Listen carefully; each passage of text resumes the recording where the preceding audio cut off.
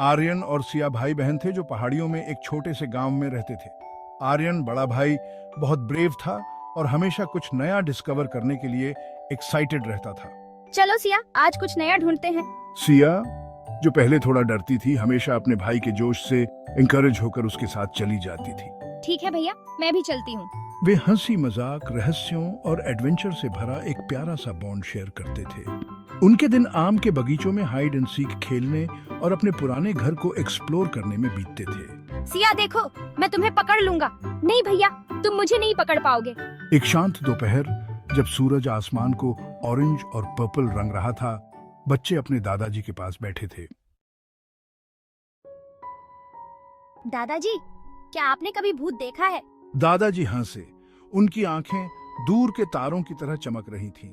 दादाजी, भूत मेरे प्यारे बच्चों हर जगह होते हैं, लेकिन केवल वही लोग उन्हें देख सकते हैं जो सचमुच बिलीव करते हैं। उन्होंने कुछ देर पॉज किया, सस्पेंस को और बढ़ाते हुए। दादाजी, गांव के बाहर एक पुराना बरगद का पेड़ है। लोग कहते हैं कि वहां एक बेचैन आत्मा रहती है। वे कहते हैं कि रात में हवा उसकी चीखें लाती है। सिया की रीढ़ की हड्डी में एक सिहरन दौड़ गई, लेकिन आर्यन की आंखें एक्साइटमेंट से चमक उठी। अगले दिन सूरज बहुत तेज चमक रहा था, मानो पिछली रात के डर को भगा रहा हो। अपनी बहादुरी दिखाने के लिए तैयार, बच्चे गांव के बाहर उस पेड़ की तरफ चल दिए। चलो सिया, आज हम उस बरगद के पेड़ को देखते हैं। बरगद का पेड़ अकेला खड़ा था।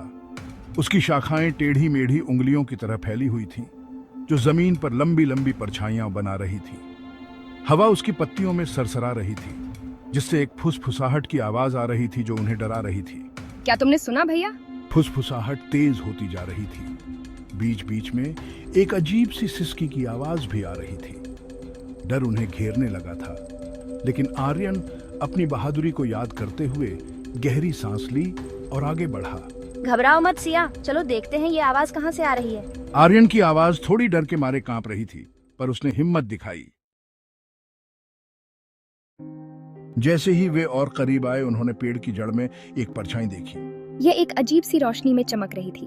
परछाई घूमी और बच्चों ने डरते हुए देखा। ये तो दादाजी की कहानियों वाला भूत था। लेकिन यह भूत डरावना नहीं था, ये उदास और परेशान लग रहा था। हिम्मत करके आर्यन उस परछाई के पास गया। आप कौन हैं? उसने धीरे से पूछा। भूत ने उदास आंखों से उनकी तरफ देखा। मैं एक भटकी हुई आत्मा हूँ, उसने दुखी आवाज में कहा। मेरे इस दुनिया में कुछ अधूरे काम हैं, इसलिए मैं शांति से नहीं रह सकता।